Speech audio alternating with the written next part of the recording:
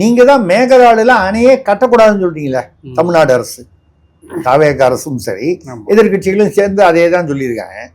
நீங்கள் மேகதாடுல அணையே கட்டக்கூடாது, detailed project ரிப்போர்ட்டே திட்டமே தயார் பண்ணக்கூடாது, அதையே ஏற்றுக்கக்கூடாது.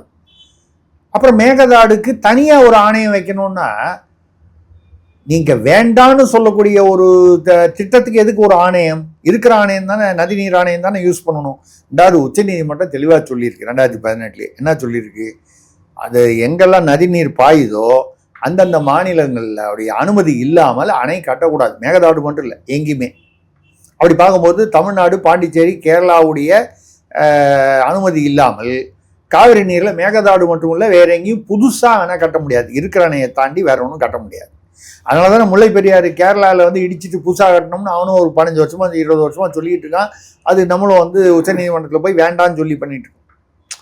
புதிய அணை கட்டணும்னா அது கேரளாவில் கட்டினாலும் சரி, கர்நாடகாவில் கட்டதா இருந்தாலும் சரி, சம்மந்தப்பட்ட மாநிலங்கள், இப்போ சம்மந்தப்பட்ட மாநிலம் தமிழ்நாடு, புதுவை, கேரளா எல்லாம் வந்துடுது காவிரியில். அப்புறம் முல்லை பெரியாறு வரும்போது தமிழ்நாடு வரும், பாண்டிச்சேரி வரலாம், தெரியல.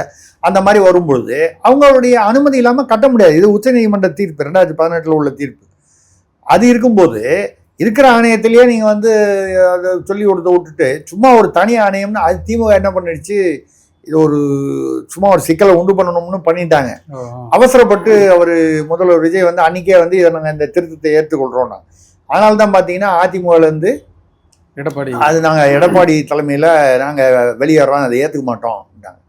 அதில் வேற ஒரு குழப்பம் பார்த்தீங்கன்னா வேலுமணி தலைமையில் 4 பேர், நத்த விஸ்வநாதன், வேலுமணி, இன்னும் 2 பேர், 4 பேர் இவங்க வெளியேறல. ஆமாம், அது உள்குத்து விவகாரங்க.